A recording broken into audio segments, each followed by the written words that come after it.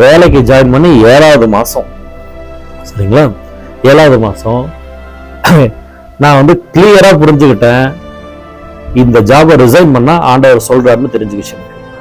அடுத்து என்ன பண்ண போறோம் தெரியாது.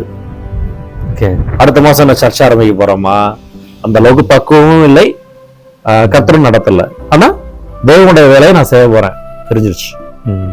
You have to resign. First instruction மட்டும் தான் வருது ஆண்டவர்கிட்ட வந்து, இந்த ஸ்டெப்புக்கு அடுத்து என்ன அப்படின்னு சொல்லிட்டு இப்ப தெரியல, நமக்கு ஒண்ணுமே தெரியல, பிளாங்கா இருக்கு.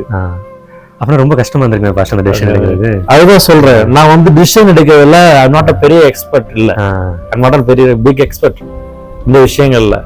ஒரு சிலர்லாம் கரெக்டா முடிவு எடுப்பாங்க, அப்படியே செஞ்சுட்டு போயிடுவாங்க. நம்ம நான்லாம் ஒரு வகையில சூழ்நிலை கைதிதான்.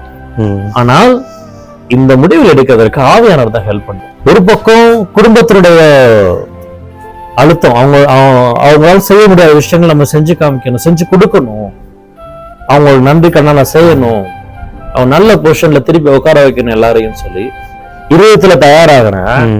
ஆனா தேவன் வேறொரு பாரத்தை கொடுக்கிறாரு, அவருடைய பாரத்தை என்ன கொடுக்கிறாரு,